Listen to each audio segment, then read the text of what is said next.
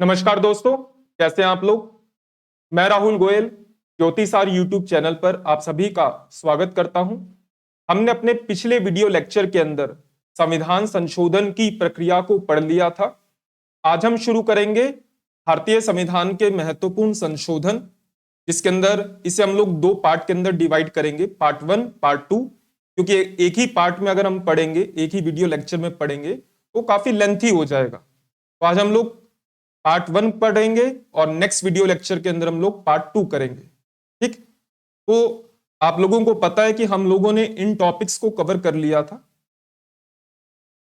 कि संविधान संशोधन का अर्थ क्या है, संवैधानिक प्रावधान क्या है, प्रकार क्या है, संविधान संशोधन की प्रक्रिया क्या है, ये हम लोग पढ़ चुके हैं। अगर आप वीडियो लेक्चर देखना चाहें तो डिस्क्रिप्शन में लिंक दिया है, तो आप लोग देख सकते हैं। आज हम शुरू करेंगे भारतीय संविधान के प्रमुख संशोधन के प्रमुख प्रावधान। हालांकि संविधान का प्रत्येक संशोधन अपने आप में एक विशेष योगदान रखता है, लेकिन एग्जाम के दृष्टिकोण से सभी के सभी संविधान संशोधन या प्रत्येक संशोधन के सभी प्रावधान महत्वपूर्ण नहीं होते। तो हम लोग अभी तक 105 संविधान संशोधन हो चुके हैं, उनमें से जो सबसे महत्वपूर्ण है और उनमें जो प्रावधान महत्वपूर्ण है उनको पढ़ेंगे। तो शुरुआत करते हैं। पहला संविधान संशोधन अधिनियम 1951। ये ध्यान रखिएगा थोड़ा सा कि जो ब्रैकेट के अंदर जो सन लिखा हुआ होगा कि 18 जून 1951, ये वो समय या ये वो तारीख है जिस दिन ये अधिनियम लागू हुआ। कई बार ऐसा होता है कि अधिनियम को उसी वर्ष लागू कर दिया जाता है, कई बार ऐसा होता है कि भूतलक्षी प्रभाव यानी बैकडेट से लागू किया जाता है, और कई बार भविष्यलक्षी प्रभाव यानी 1951 का है तो 1952 1953, ये निर्भर करता है गवर्नमेंट के ऊपर। सामान्यतः अधिनियम उसी वर्ष लागू हो जाते हैं, लेकिन सरकार चाहे तो उसे भूतलक्षी या फिर भविष्यलक्षी प्रभाव से लागू कर सकती है। ठीक, एक चीज और कहना चाहूंगा कि एक टीचर के लिए हमेशा जो मोटिवेशन फैक्टर होता है, विशेष रूप से यूट्यूब के माध्यम से, वो ये होता है कि अगर आप वीडियो को देखें, अगर आपको पसंद आए तो उसे लाइक करें, अगर आपको पसंद ना आए तो आप उसे डिसलाइक करें। आपके जो भी सुझाव हैं या जो भी आप इस वीडियो लेक्चर के बारे में सोचते हैं उसे कमेंट में बताएं और ज्यादा से ज्यादा शेयर करें। अन्यथा क्या होता है कि फिर एक टीचर का एक लंबे समय के बाद मन नहीं करता। मैंने भी लगभग आज एक हफ्ता हो गया है, एक हफ्ते पहले वीडियो डाला था, मन नहीं हो रहा था वीडियो बनाने का। चलो शुरू करते हैं। पहला संविधान संशोधन अधिनियम 1951 जो कि इंप्लीमेंट हुआ 18 जून 1951।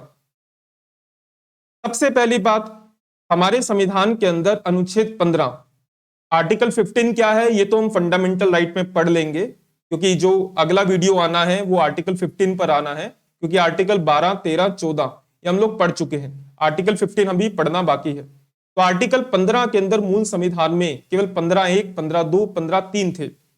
इस पहले अमेंडमेंट के द्वारा 15(4) जोड़ा गया और 15(4) के माध्यम से राज्य को यह अधिकार दिया गया कि वो सामाजिक और शैक्षणिक रूप से पिछड़े हुए वर्गों और अनुसूचित जाति और अनुसूचित जनजाति के लिए विशेष प्रावधान कर सकती है। ये 15(4) था जिसे कि पहले संशोधन के द्वारा जोड़ा गया। इसी अमेंडमेंट के द्वारा हमारे संविधान में आर्टिकल 31 जो पहले से था, आर्टिकल 31A और आर्टिकल 31B जोड़े गए, क्योंकि संपत्ति के अधिकार को सीमित करने के लिए। क्योंकि आप जानते होंगे कि आजादी के पश्चात भारत सरकार के द्वारा जमींदारी उन्मूलन और भूमि सुधार कार्यक्रम लागू किए गए थे, जिसको लेकर संपत्ति के अधिकार के साथ टकराव हो रहा था, जो कि हमारा फंडामेंटल राइट हुआ करता था। तो आर्टिकल 31A और 31B जोड़े गए। यहां पर 31 ब्रैकेट में ए नहीं है, नए आर्टिकल जोड़े गए 31A और 31B। तीसरी बात, हमारे संविधान में, मूल संविधान में मात्र 8 अनुसूचियां थी। इस फर्स्ट अमेंडमेंट के द्वारा हमारे संविधान में 9वीं अनुसूची जोड़ी गई, जिसका उल्लेख हमारे संविधान के आर्टिकल 31 यानी 31B में किया गया है। और जिस समय ये 9वीं अनुसूची जोड़ी गई थी, उसका उद्देश्य यह था कि जिन कानूनों को या नियमों को इस अनुसूची में डाल दिया जाएगा उसका जुडिशियल रिव्यू ना हो सके, क्योंकि मैंने बताया कि भूमि सुधार और जमींदारी उन्मूलन कार्यक्रमों का टकराव हमारे संपत्ति के अधिकार, राइट टू प्रॉपर्टी से हो रहा था, और सुप्रीम कोर्ट या हाई कोर्ट यानी हमारी जो जुडिशरी है वो मूल अधिकारों की रक्षा करने के लिए बाध्यकारी होती है। तो इसके लिए संविधान के अंदर 9वीं अनुसूची जोड़ी गई थी। चौथा, इसी अमेंडमेंट के द्वारा आर्टिकल 19(2) के अंदर एक प्रावधान, यानी आर्टिकल 19 क्या है? आर्टिकल 19 बताता है भाषण और अन्य स्वतंत्रताएं। तो आर्टिकल 19(1) के अंदर 6 प्रकार की स्वतंत्रताएं हैं वर्तमान में। 19(1) क, ख, ग ऐसे करके 6 हैं 19(1) के अंदर। पहले 7 हुआ करती थी, वर्तमान में 6 है। तो 19(1) क इसके अंदर दी गई है भाषण और अभिव्यक्ति की स्वतंत्रता, ये वाली। और 19(2) से लेकर 19(6) तक इसके अंदर दिए गए हैं युक्ति युक्त निर्बंधन, जो कि हमारी अभिव्यक्ति व अन्य स्वतंत्रताओं पर कुछ ऐसी पाबंदियां लगाते हैं जो कि उचित है। तो भाषण व अभिव्यक्ति की स्वतंत्रता पर पहले से कुछ पाबंदियां थी, लेकिन इस अमेंडमेंट के द्वारा उस पर 3 पाबंदियां लगाई गई। लोक व्यवस्था यानी कानून व्यवस्था ना बिगड़े, अपराध उद्दीपन अर्थात आपके भाषण या अभिव्यक्ति से कोई अपराध करने के लिए उत्तेजित ना हो, और विदेशी राज्यों के साथ मैत्रीपूर्ण संबंध, किसी के भाषण या अभिव्यक्ति से भारत और किसी अन्य देश के बीच में जो संबंध है दोस्ती भरे, वो खराब ना हो। तो ये 4 प्रमुख प्रावधान फर्स्ट अमेंडमेंट के द्वारा किए गए। और एग्जाम के अंदर एक सवाल तो बहुत बार पूछा गया है कि 9वीं अनुसूची को किस संविधान संशोधन के द्वारा जोड़ा गया। ये हर एग्जाम में पूछा गया है, लेकिन ये 4 प्रावधान आप लोग याद रखिएगा। ठीक, लाइक करते रहिएगा। चलो बढ़ते हैं अगले अमेंडमेंट की ओर। दूसरा, तीसरा, चौथा अमेंडमेंट हमारे एग्जाम के लिए रेलेवेंट नहीं है। 5वां संविधान संशोधन अधिनियम 1955 जो इंप्लीमेंट हुआ 24 दिसंबर 1955 को। 5वें संशोधन को हमने पहले पढ़ा है। अगर आपने आर्टिकल 2, 3, 4 वाला लेक्चर पढ़ा हो तो वहां पर आप लोगों ने पढ़ा होगा। आर्टिकल 3 बताता है कि नए राज्यों का निर्माण, नाम में परिवर्तन, सीमा में परिवर्तन, क्षेत्र में परिवर्तन। इस 5th अमेंडमेंट के द्वारा आर्टिकल 3 में कुछ परिवर्तन हुआ, जिसके अंदर पहला परिवर्तन यह हुआ कि जब भी आर्टिकल 3 के तहत राज्य पुनर्गठन विधेयक या फिर किसी नए राज्य के निर्माण, सीमा परिवर्तन, नाम में परिवर्तन संबंधित बिल पार्लियामेंट में लाया जाएगा, तो वो हमेशा राष्ट्रपति की सिफारिश से ही पार्लियामेंट में लाया जा सकता है। यह प्रावधान जोड़ा गया। और दूसरा, राष्ट्रपति को यह अधिकार दिया गया कि जिस राज्य से दूसरे राज्य का निर्माण हो रहा है या जिस राज्य के नाम या सीमा में परिवर्तन हो रहा है, तो उस राज्य को एक निर्धारित समय दिया जाए कि वह अपनी विधानसभा से या अपनी विधानमंडल से बताए कि वह क्या चाहता है, उसकी राय क्या है। हालांकि वो राय संसद के लिए बाध्यकारी नहीं होती, लेकिन ये 2 प्रावधान 5th अमेंडमेंट के द्वारा जोड़े गए, जिसमें राष्ट्रपति एक निश्चित समय बताता है। ठीक, ये हमने आर्टिकल 3 के अंदर पढ़ा है, तो मैं दोबारा से उतना रिपीट नहीं कर रहा हूं, हम लोग फटाफट पढ़ते हैं। नेक्स्ट अमेंडमेंट है 7वां संविधान संशोधन अधिनियम 1956, जो कि लागू हुआ 1 नवंबर 1956 को। इसे राज्य पुनर्गठन अधिनियम भी कहते हैं, जिसे फजल अली आयोग भी के नाम से भी जाना जाता है। यह अमेंडमेंट आपके एग्जाम के लिए काफी रेलेवेंट है।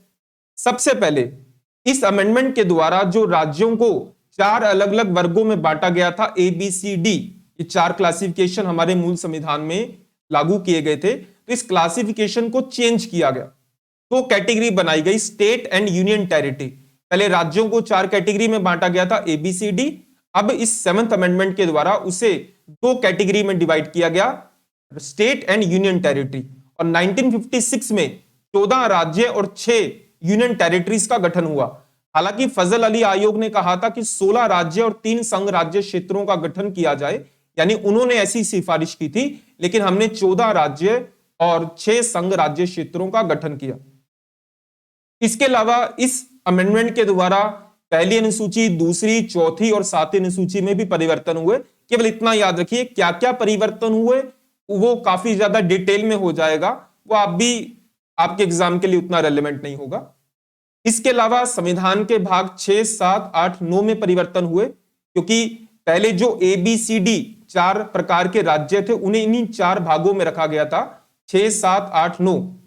तो वर्तमान में इस अमेंडमेंट के द्वारा भाग 7 को संविधान से निरसित किया गया, भाग 9 को संविधान से निरसित किया गया, भाग 6 में रखे गए स्टेट और भाग 8 में रखा गया यूनियन टेरिटरी। संविधान में आज भी भाग 7 नहीं है। भाग 9 को हमने पुनर्जीवित कर दिया था 73वें संविधान संशोधन अधिनियम 1992 के द्वारा। ठीक है, ये मैंने आपको आर्टिकल 2, 3, 4 में पढ़ाया था। ठीक है, देखना चाहो तो देख लीजिएगा। इसके साथ साथ ये प्रावधान भी किया गया इस 7th अमेंडमेंट के द्वारा कि एक ही व्यक्ति 2 या 2 से अधिक राज्यों का राज्यपाल नियुक्त किया जा सकता है। मूल संविधान में कहा गया था कि प्रत्येक राज्य के लिए एक राज्यपाल होगा, लेकिन इस अमेंडमेंट के द्वारा आर्टिकल 153 में परिवर्तन कर कहा गया कि एक ही व्यक्ति 2 या 2 से अधिक राज्यों का राज्यपाल हो सकता है। याद रखिएगा इस प्रावधान को। इसके अलावा अगर मान लीजिए कि ऐसा होता है कि किसी एक ही व्यक्ति को 2 या 2 से अधिक राज्यों का राज्यपाल बनाया जाता है, तो क्या उन्हें अलग अलग राज्य के राज्यपाल का अलग अलग वेतन मिलेगा? तो बिल्कुल नहीं है ऐसा।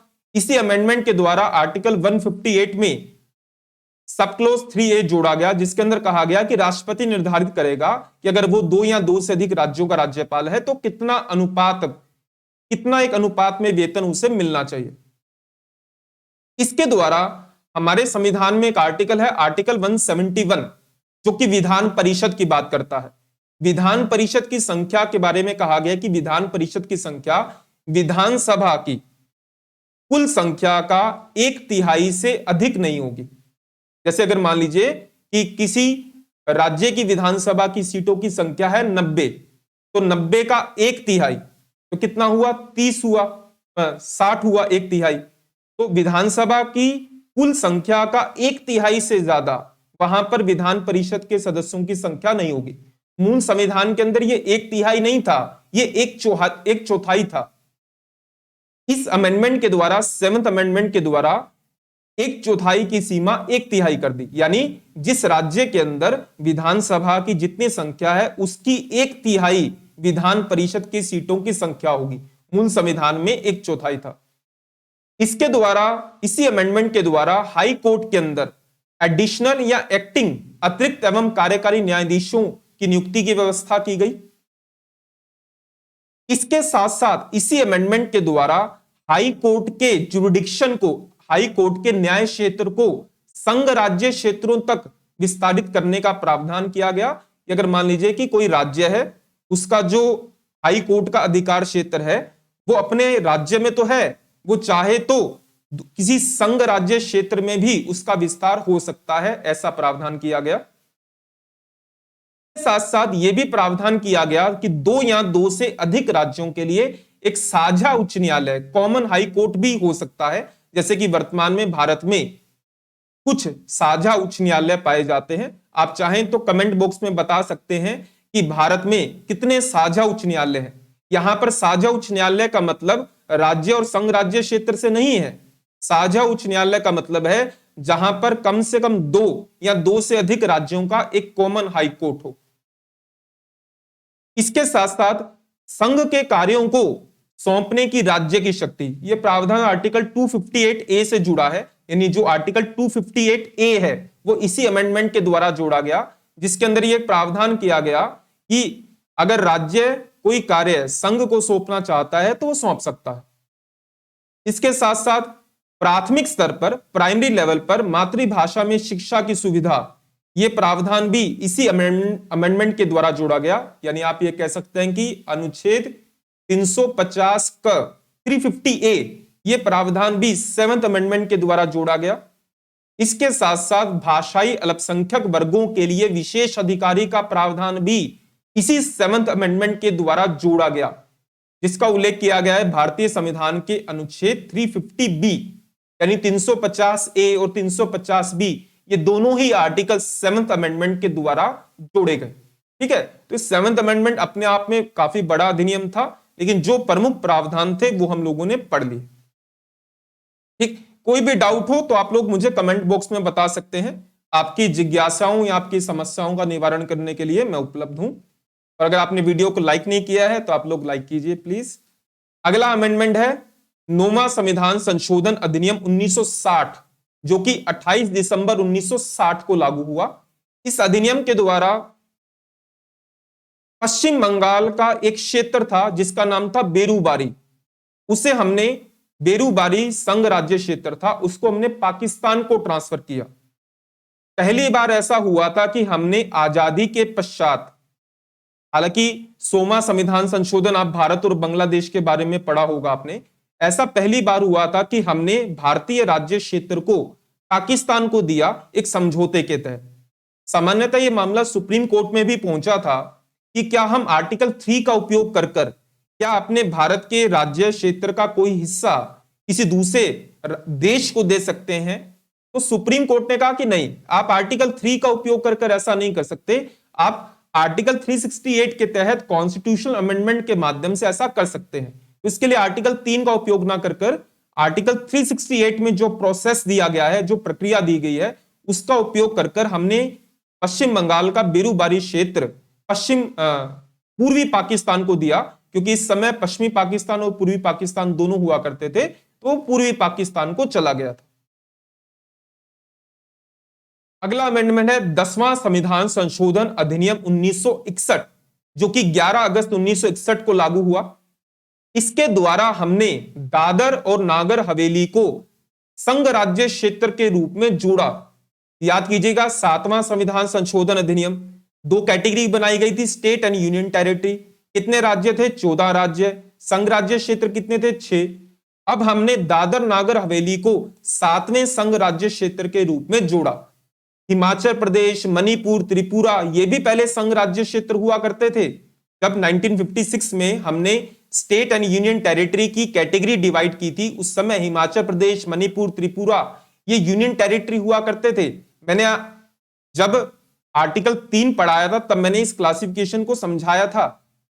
ठीक, चलो, इस अमेंडमेंट के द्वारा हमने दादर नागर हवेली को यूनियन टेरिटरी के रूप में दर्जा दिया, जो कि पुर्तगाल के पास हुआ करता था, और पुर्तगाली उपनिवेशी सबसे अंत में भारत में शामिल हुए थे, जिसमें दादर नागर हवेली को हमने 11 अगस्त 1961 को यूनियन टेरिटरी के रूप में शामिल किया। नेक्स्ट अमेंडमेंट है 11वां संविधान संशोधन अधिनियम 1961, जो कि 19 दिसंबर 1961 को लागू हुआ। इसके अंदर एक विशेष प्रावधान आर्टिकल 66 में हुआ। दरअसल आप जानते होंगे कि उपराष्ट्रपति के चुनाव में संसद के दोनों सदनों के सभी सदस्य भाग लेते हैं, निर्वाचित भी और मनोनीत भी, और उसके लिए जो प्रक्रिया उपयोग होती है वो होती है एकल संक्रमणीय मत प्रणाली। पहले मूल संविधान में यह प्रावधान किया गया था कि संसद के दोनों सदनों की संयुक्त बैठक उपराष्ट्रपति के चुनाव में भाग लेगी, यानी ज्वाइंट रूप से भाग लेंगे। लेकिन इस अमेंडमेंट के द्वारा यह कहा गया कि ऐसा नहीं है, कि संसद के दोनों सदनों का अलग अलग एक निर्वाचक मंडल बनेगा और वो भाग लेंगे। तो पहले संयुक्त बैठक का प्रावधान था, अब एक निर्वाचक मंडल का प्रावधान किया गया। इसके साथ साथ आर्टिकल 71 में एक अमेंडमेंट हुआ कि राष्ट्रपति और उपराष्ट्रपति के चुनाव के अंदर अगर किसी प्रकार की कोई रिक्ति रह जाती है, मान लीजिए कि किसी स्टेट की विधानसभा भंग की गई है, वो राष्ट्रपति के चुनाव में भाग नहीं ले पाई, संसद के लोकसभा या राज्यसभा का सांसद का कोई पद रिक्त है, वो भाग नहीं ले पाया, तो रिक्ति है, तब भी उस राष्ट्रपति या उपराष्ट्रपति के चुनाव को अवैध नहीं माना जाएगा, वैलिड माना जाएगा।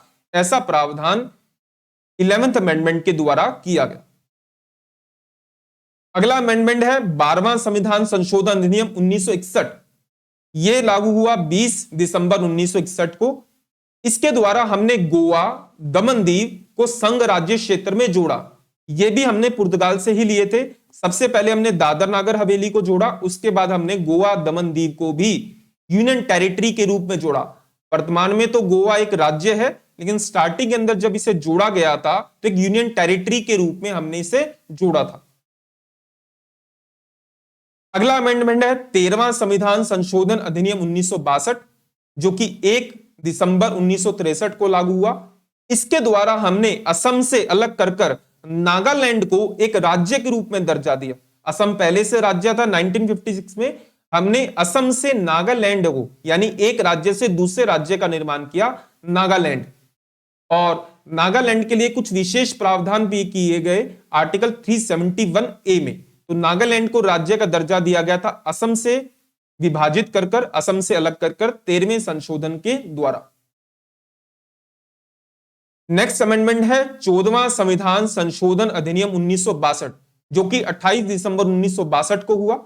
इसके द्वारा हमने फ्रांसीसी उपनिवेश पुदुचेरी को संघ राज्य क्षेत्र के रूप में शामिल किया। और दूसरा प्रावधान ध्यान रखिएगा कि हमने हिमाचल प्रदेश, मणिपुर, त्रिपुरा, गोवा, दमन दीव, पुदुचेरी के लिए विधानमंडल और मंत्री परिषद की व्यवस्था की। और ये क्या थे? संघ राज्य क्षेत्र। वर्तमान में तो हिमाचल प्रदेश एक राज्य है, मणिपुर राज्य है, त्रिपुरा राज्य है, गोवा राज्य है। वर्तमान में पुडुचेरी में विधानमंडल यानी विधानसभा और मंत्री परिषद है, दिल्ली में है। लेकिन इस अमेंडमेंट के द्वारा, 14th अमेंडमेंट के द्वारा हमने हिमाचल प्रदेश, मणिपुर, त्रिपुरा, गोवा, दमन दीव और पुदुचेरी के लिए भी विधानमंडल और मंत्री परिषद की व्यवस्था की। हालांकि वर्तमान में केवल पुदुचेरी और दिल्ली के लिए है और एक ऑफ कोर्स कश्मीर के लिए है, लेकिन उस समय हमने ऐसी व्यवस्था 14वें संशोधन के द्वारा इनके लिए भी की थी, जो कि यूनियन टेरिटरी हुआ करते थे। नेक्स्ट अमेंडमेंट था 15वां संविधान संशोधन अधिनियम 1963। ये एग्जाम में कई बार पूछा गया है। हाई कोर्ट के जजेस की रिटायरमेंट एज मूल संविधान में 60 वर्ष थी, इसे 60 वर्ष से बढ़ाकर 62 वर्ष किया गया। किस अमेंडमेंट के द्वारा? 15वें संविधान संशोधन अधिनियम 1963। इसी अमेंडमेंट के द्वारा हमारे संविधान में एक आर्टिकल जोड़ा गया था 224A, जिसके द्वारा हाई कोर्ट के अंदर रिटायर्ड जजेस का प्रावधान किया गया कि सुप्रीम कोर्ट के अंदर, हाई कोर्ट के अंदर सेवानिवृत्त न्यायाधीशों को भी नियुक्त किया जा सकता है कि अगर कार्यभार बहुत अधिक बढ़ जाता है। नेक्स्ट अमेंडमेंट है 18वां संविधान संशोधन अधिनियम 1966। ये हमने आर्टिकल 3 में पढ़ा है। अगर आपने आर्टिकल 3 पढ़ा है तो थोड़ा सा रिकॉल कीजिएगा, नहीं पढ़ा है तो अभी पढ़ लीजिए। इस अमेंडमेंट के द्वारा यह कहा गया कि आर्टिकल 3 कहता है कि एक राज्य से दूसरे राज्य का निर्माण, नाम में परिवर्तन, सीमा क्षेत्र में परिवर्तन। तो इस अमेंडमेंट के द्वारा यह कहा गया कि एक राज्य से राज्य का निर्माण तो हो ही सकता है, एक राज्य से यूनियन टेरिटरी का निर्माण भी हो सकता है। ऐसा प्रावधान इसलिए किया गया था कि जब पंजाब और हरियाणा का विभाजन हुआ, पंजाब से हरियाणा बना, तो पंजाब से यूनियन टेरिटरी के रूप में चंडीगढ़ भी बना था। तब हमने आर्टिकल 3 की ही प्रक्रिया का उपयोग किया था। तो एक राज्य से राज्य का निर्माण भी हो सकता है और एक राज्य से यूनियन टेरिटरी का निर्माण भी हो सकता है आर्टिकल 3 के जरिए। इसके साथ साथ जो 5वें संशोधन जो भी हमने पढ़ा कि अगर आर्टिकल 3 के जरिए राज्य पुनर्गठन विधेयक लाया जाता है तो उसके लिए राष्ट्रपति की सलाह चाहिए होती है, राष्ट्रपति की सिफारिश के बाद ही उस बिल को पार्लियामेंट में लाया जा सकता है, या फिर किसी उस राज्य की राय लेने के लिए एक निश्चित समय के लिए भेजा जाता है। तो यह प्रावधान इस पर लागू नहीं होता। अगर हम एक राज्य से किसी यूनियन टेरिटरी का निर्माण करते हैं आर्टिकल 3 के जरिए, तो वहां पर राष्ट्रपति की सिफारिश लेना, उस राज्य या उस यूनियन टेरिटरी के सलाह के लिए भेजना, यह बाध्यकारी नहीं है। यह मैंने आपको आर्टिकल 3 में पढ़ाया था। चलो बढ़ते हैं नेक्स्ट अमेंडमेंट की ओर। 21वां संशोधन अधिनियम 1967 10 अप्रैल 1967 को लागू हुआ। हमारे संविधान की जो 8वीं अनुसूची है जिसमें भाषाएं दी गई हैं, मूल संविधान में 8वीं अनुसूची में केवल 14 ही भाषाएं थी। इस 21वें संशोधन के द्वारा 15वीं भाषा सिंधी भाषा के रूप में 8वीं अनुसूची में शामिल की गई। हालांकि आप सभी जानते होंगे कि 8वीं अनुसूची में वर्तमान में 22 भाषाएं हैं, मूल संविधान में कितनी थी? 14 थी। सिंधी भाषा को हमने 15वीं भाषा के रूप में इस अमेंडमेंट के द्वारा जोड़ा। यह भी एग्जाम में कई बार पूछा गया। 24th amendment 1971। सबसे पहले इस अमेंडमेंट के द्वारा यह कहा गया कि जो संविधान संशोधन है वो विधि की परिभाषा में नहीं आता, और इसके द्वारा आर्टिकल 13 में आर्टिकल 13(4) जोड़ा गया और आर्टिकल 368 में 368(3) जोड़ा गया। और दोनों ही सूरतों में यह कहा गया है कि संविधान संशोधन विधि की परिभाषा में नहीं आता। इसी अमेंडमेंट के द्वारा यह भी कहा गया कि पार्लियामेंट संविधान के किसी भी प्रावधान में संशोधन कर सकती है, चाहे वो फंडामेंटल राइट हो, चाहे वो प्रीएम्बल हो, चाहे वो डीपीएसपी हो, किसी में भी उसे परिवर्तन अर्थात संशोधन करने का अधिकार है। और सबसे विशेष बात जो कि एग्जाम में कई बार पूछा गया है कि संविधान संशोधन जो आर्टिकल 368 की प्रक्रिया के तहत आता है, अगर वो संसद के दोनों सदनों से पास होकर हमारे प्रेसिडेंट को जाता है तो वो उसे अस्वीकार या पुनर्विचार के लिए नहीं भेज सकता, वो उसे मानने के लिए बाध्यकारी है। ये वाला प्रावधान आप लोग याद रखेंगे। नेक्स्ट अमेंडमेंट है 25वां संविधान संशोधन अधिनियम 1971। ये 1972 में लागू हुआ था, लेकिन अमेंडमेंट 1971 का है।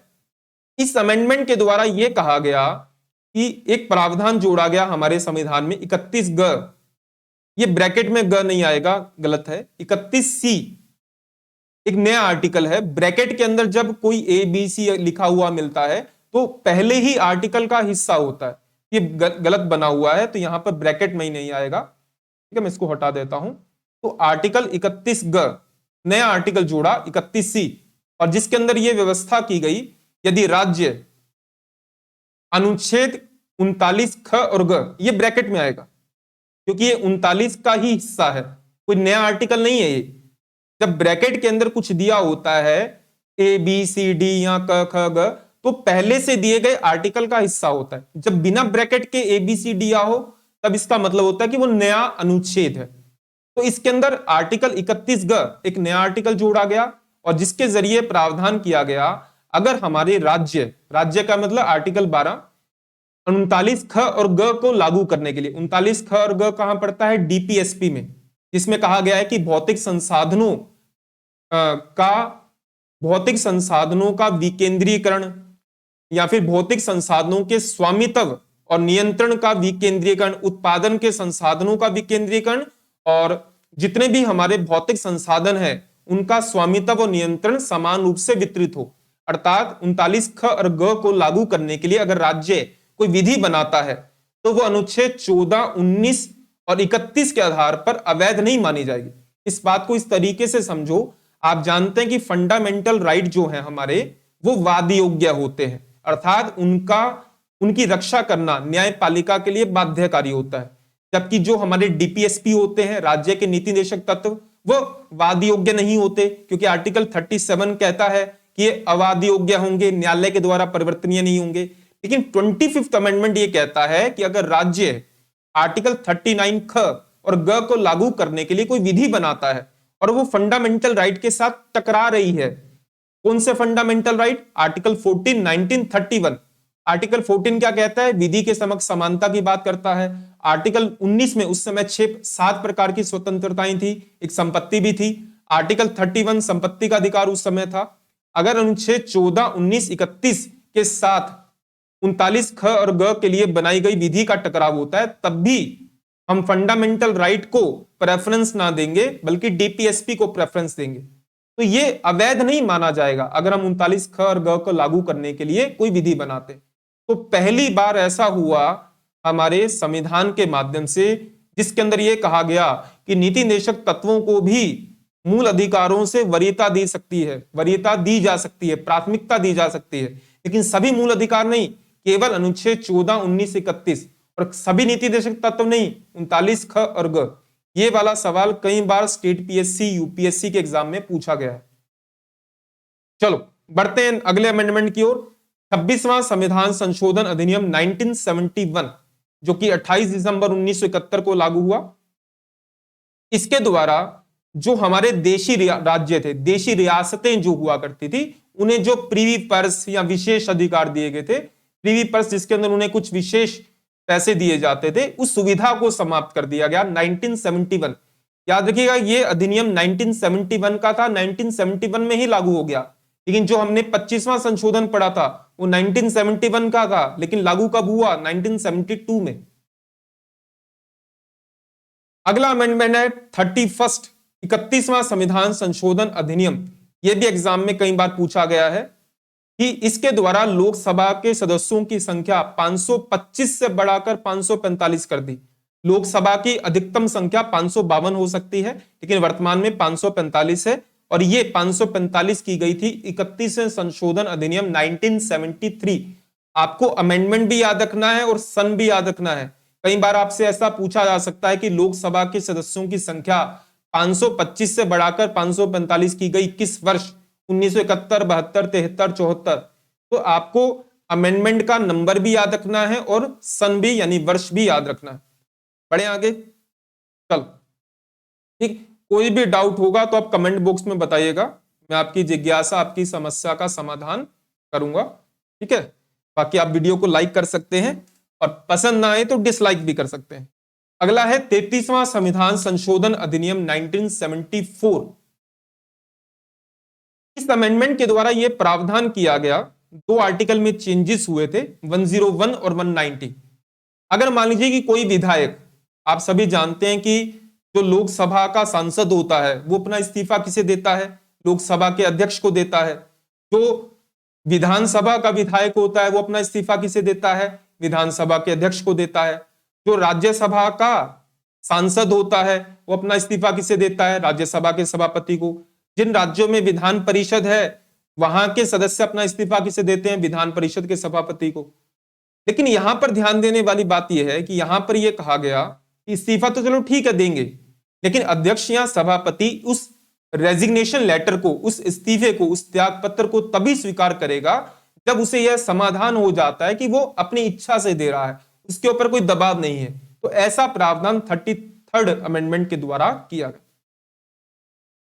अगला अमेंडमेंट है 35वां संविधान संशोधन अधिनियम 1974, जो लागू हुआ 1 मार्च 1975 को।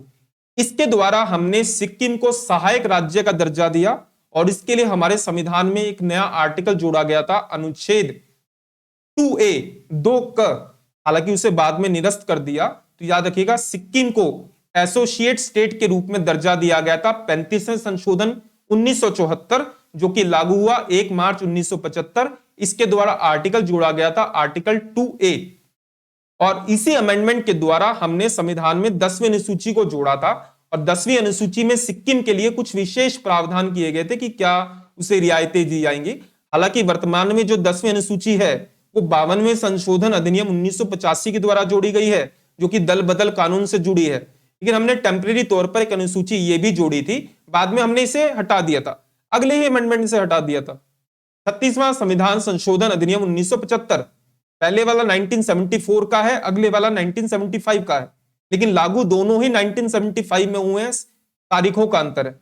इसके द्वारा हमने सिक्किम को भारतीय संघ के पूर्ण राज्य के रूप में शामिल किया, यानी सिक्किम को पहले हमने एसोसिएट सहयोगी राज्य बनाया था आर्टिकल 2A के जरिए, बाद में हमने इसी 36वें संशोधन के द्वारा 2A को समाप्त किया और सिक्किम को पूर्ण राज्य के रूप में दर्जा दिया। और पूर्ण राज्य के दर्जा देने का मतलब क्या है कि संविधान के अनुसूची 1 में परिवर्तन हुआ होगा, अनुसूची 4 में परिवर्तन हुआ होगा। अंडरस्टूड है ना कि अगर एक राज्य से दूसरे राज्य का निर्माण होता है तो पहली अनुसूची और चौथी अनुसूची में परिवर्तन होगा, इसमें कोई दिक्कत नहीं होनी चाहिए। और इसके द्वारा हमने 10वीं अनुसूची को भी समाप्त कर दिया और बाद में हमने 52वें संशोधन के द्वारा 10वीं अनुसूची में दल बदल से संबंधित कानूनों को जोड़ा था। चलो आगे बढ़ते हैं। 38वां संविधान संशोधन अधिनियम 1975, यह भी 1975 का है। इसके द्वारा यह कहा गया कि राष्ट्रपति विभिन्न आधारों पर नेशनल इमरजेंसी यानी आर्टिकल 352 की घोषणा कर सकता है। आप जानते हैं कि युद्ध, बाह्य आक्रमण और सशस्त्र विद्रोह के आधार पर हम नेशनल इमरजेंसी लगाते हैं। पहले सशस्त्र विद्रोह नहीं हुआ करता था, क्या हुआ करता था? आंतरिक अशांति। तो राष्ट्रपति एक आधार पर नहीं, एक से अधिक आधारों पर भी नेशनल इमरजेंसी की घोषणा कर सकता है। राष्ट्रपति जो इमरजेंसी की घोषणा करता है उसे न्यायालय के द्वारा जांच नहीं की जाएगी। और राष्ट्रपति, राज्यपाल, राष्ट्रपति आर्टिकल 123 के जरिए, राज्यपाल 213 के जरिए, और इसी प्रकार यूनियन टेरिटरी का राज्यपाल भी ऑर्डिनेंस जारी कर सकता है और उसका न्यायालय के द्वारा रिव्यू नहीं किया जाएगा, जुडिशियल रिव्यू नहीं किया जाएगा। लेकिन ध्यान देने वाली बात है कि ये प्रावधान वर्तमान में लागू नहीं होते। वर्तमान में कोई भी आपातकाल हो उसका जुडिशियल रिव्यू हो सकता है, कोई भी ऑर्डिनेंस जारी किया जाए राष्ट्रपति या राज्यपाल के द्वारा, उसका जुडिशियल रिव्यू हो सकता है। लेकिन ये वाला प्रावधान आज भी लागू है, इस बात को आप लोग याद रखेंगे। अब बढ़ते हैं नेक्स्ट अमेंडमेंट की ओर। 41 अमेंडमेंट 1976। याद रखिएगा ये अमेंडमेंट एग्जाम के लिए रेलेवेंट है, क्योंकि राज्य लोक सेवा आयोग, मध्य प्रदेश लोक सेवा आयोग, उत्तर प्रदेश लोक सेवा आयोग, यानी कोई भी राज्य लोक सेवा आयोग आपके एग्जाम में पूछे जाते हैं। राज्य लोक सेवा आयोग या जो ज्वाइंट पब्लिक सर्विस कमीशन होती है, उनके अध्यक्ष व सदस्यों की रिटायरमेंट एज 60 साल थी मूल संविधान में। इस अमेंडमेंट के द्वारा 41st अमेंडमेंट 1976 के द्वारा ये जो रिटायरमेंट एज है ये हमने 60 वर्ष से बढ़ाकर 62 की। यूपीएससी के मामले में 65 वर्ष है, 665। यहां पर मूल संविधान में 660 थी, अब हमने करी इस अमेंडमेंट के द्वारा 662। इस अमेंडमेंट को आप लोग याद रखिएगा क्योंकि ये सामान्यतः इग्नोर कर दिया जाता है, लेकिन इसे याद रखिएगा। अब आते हैं अगले अमेंडमेंट की ओर, 42nd अमेंडमेंट 1976 जो कि लागू हुआ 3 जनवरी 1977 को। इस अमेंडमेंट को लघु संविधान भी कहा जाता है। एग्जाम में अगर आपसे पूछा जाए कि लघु संविधान किस संशोधन अधिनियम को कहा जाता है तो 42nd अमेंडमेंट को कहा जाता है। और यह पूरा का पूरा अमेंडमेंट सरदार स्वर्ण सिंह समिति की सिफारिशों पर आधारित था। सामान्यतः हम लोग याद करते हैं कि सरदार स्वर्ण सिंह समिति की सिफारिश पर भारतीय संविधान में मूल कर्तव्यों को जोड़ा गया, तो सही बात है। लेकिन हमारा जो पूरा का पूरा 42nd अमेंडमेंट हुआ था वो सरदार स्वर्ण सिंह समिति की सिफारिशों पर आधारित था, इसे लघु संविधान में कहते हैं। एक उत्तर आप लोग मुझे कमेंट बॉक्स में देंगे कि 42वें संविधान संशोधन के द्वारा भारतीय संविधान में कितने परिवर्तन हुए, आर्टिकल कितने अनुच्छेद में परिवर्तन हुए और कितनी अनुसूची में परिवर्तन हुए।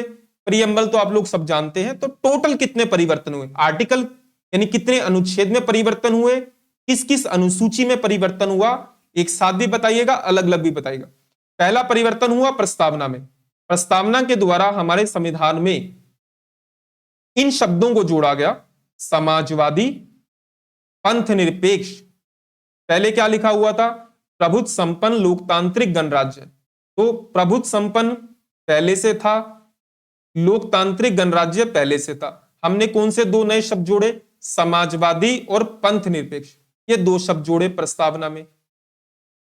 इसका मतलब क्या है, प्रस्तावना में संशोधन हो सकता है। और राष्ट्रीय एकता पहले लिखा हुआ था, अब हमने क्या किया, और अखंडता, ये शब्द भी जोड़ा।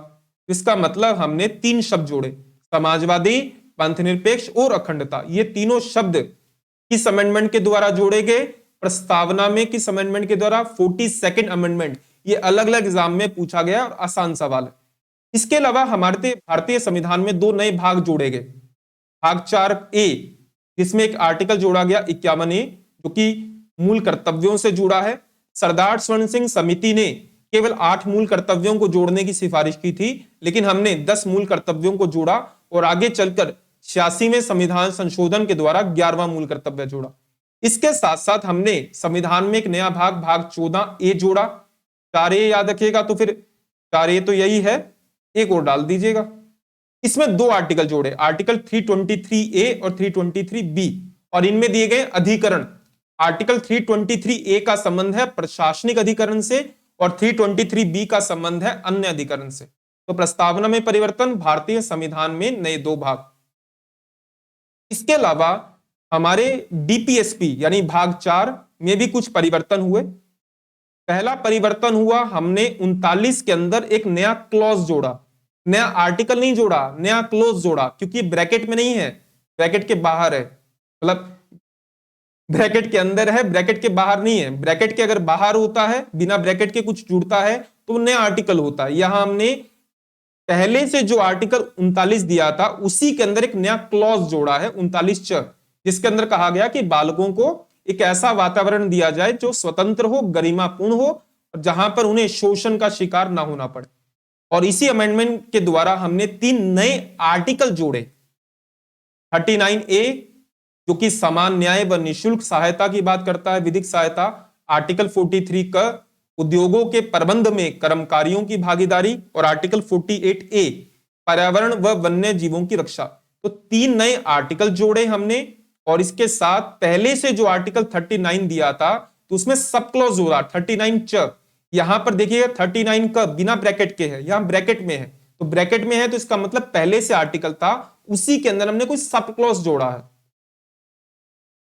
इसके अलावा हमारे कुछ विषयों को राज्य सूची से निकालकर समवर्ती सूची में डाला गया। 5 ऐसे विषय थे जिन्हें हमने स्टेट लिस्ट से निकालकर 7वीं अनुसूची की राज्य सूची से निकालकर समवर्ती सूची में डाला। पहला था एडुकेशन, जो एग्जाम में बार बार पूछा गया है। वन यानी फॉरेस्ट, वन्य जीव एवं पक्षियों का संरक्षण, नापतोल, न्याय प्रशासन, सुप्रीम कोर्ट और हाई कोर्ट को छोड़कर अन्य न्यायालयों की व्यवस्था। ये 5 प्रावधान पहले राज्य सूची में हुआ करते थे। 42वें संशोधन के द्वारा हमने इसे राज्य सूची से समवर्ती सूची में शिफ्ट किया। इसके अलावा भारत के किसी भी भाग में राष्ट्रीय आपात की उद्घोषणा की व्यवस्था की, यानी 42nd अमेंडमेंट से पहले जब नेशनल इमरजेंसी लगती थी वो पूरे भारत पर लगती थी, भारत के किसी भाग पर नहीं लगती थी। इस अमेंडमेंट के द्वारा यह किया गया कि नेशनल इमरजेंसी पूरे भारत पर भी लग सकती है और भारत के किसी भाग पर भी लग सकती है।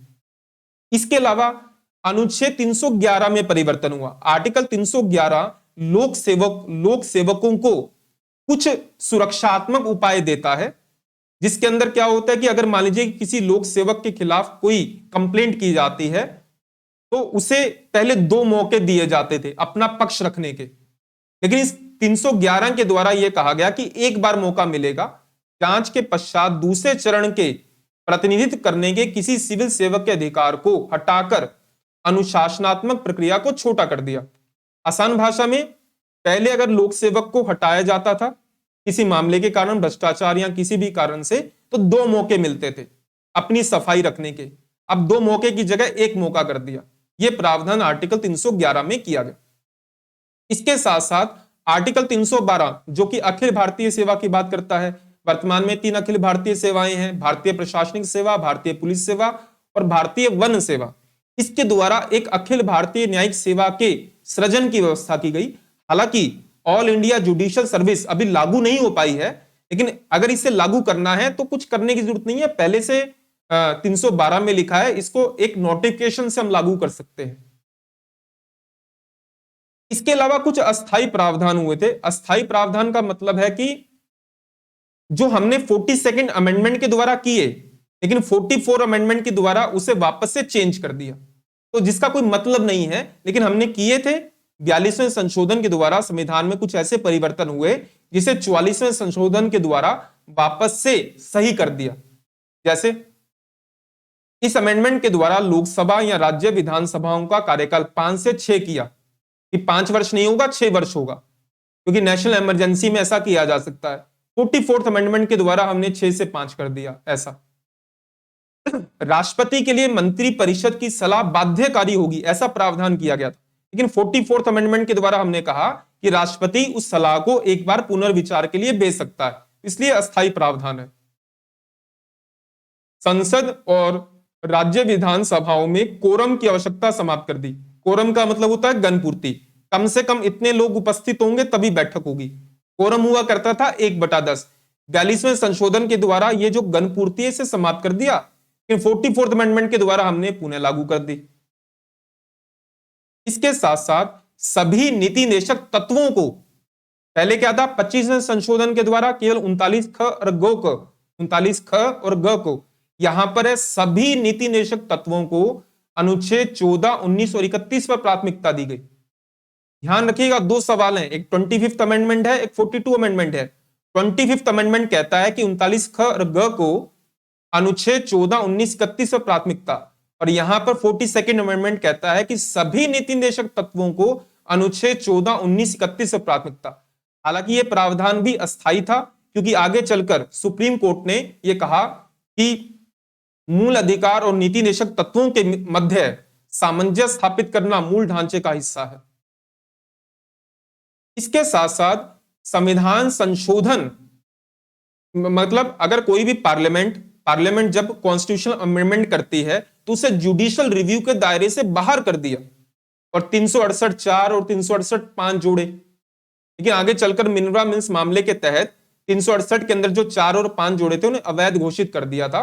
तो ये एक टेम्परेरी प्रोविजन था जिसके द्वारा एक बार संविधान संशोधन को जुडिशियल रिव्यू से बाहर कर दिया, अर्थात न्यायपालिका ये जांच नहीं कर सकती क्या वो कॉन्स्टिट्यूशनल अमेंडमेंट हमारे कॉन्स्टिट्यूशन का या फंडामेंटल राइट का उल्लंघन तो नहीं कर रहा। तो ऐसी कोशिश की गई थी 42nd अमेंडमेंट के द्वारा। इसके साथ साथ यह प्रावधान भी किया गया कि अगर किसी राज्य में आर्टिकल 356 के जरिए प्रेसिडेंट रूल लगाया जाता है तो सामान्यतः क्या होता है कि प्रेसिडेंट रूल लगता है, राष्ट्रपति घोषणा करता है, 2 महीने में उसे पार्लियामेंट से अप्रूवल लेना होता है, साधारण बहुमत से पार्लियामेंट अप्रूवल दे देती है तो 6 महीने लागू रहता है, उसके बाद फिर 6 महीने करना है तो फिर पार्लियामेंट से अप्रूवल लेना होता है। लेकिन 42nd अमेंडमेंट के द्वारा यह कहा गया कि अगर एक बार पार्लियामेंट अप्रूवल दे देती है तो वो 1 वर्ष तक लागू रहेगा। हालांकि हमने इस अमेंडमेंट को, इस प्रावधान को 44th अमेंडमेंट के द्वारा फिर से हमने पैक कर दिया था, यानी समाप्त कर दिया था। तो इसलिए इन प्रावधानों को कहा जाता है अस्थायी प्रावधान। ठीक है, तो आज हमने 42वें संविधान संशोधन तक पढ़ा है। जब भी अगला वीडियो लेक्चर होगा वो आप लोगों के रिस्पॉन्स पर निर्भर करता है। अगर आप लोग सपोर्ट करेंगे तो फिर चीजें उस तरीके से चलती हैं। ठीक है, क्योंकि टीचर का मोटिवेशन वही होता है कि अगर उसे सपोर्ट मिलता है तो फिर वो कंटिन्यू वीडियो बनाता है। तो आज हम लोग 42nd अमेंडमेंट तक पढ़ रहे हैं। आगे हम नेक्स्ट अमेंडमेंट यानी 44वें संशोधन से लेकर जो नया 105वां संशोधन अधिनियम है वहां तक कंप्लीट करेंगे। उम्मीद है जल्द ही। ठीक है, तो थैंक यू सो मच।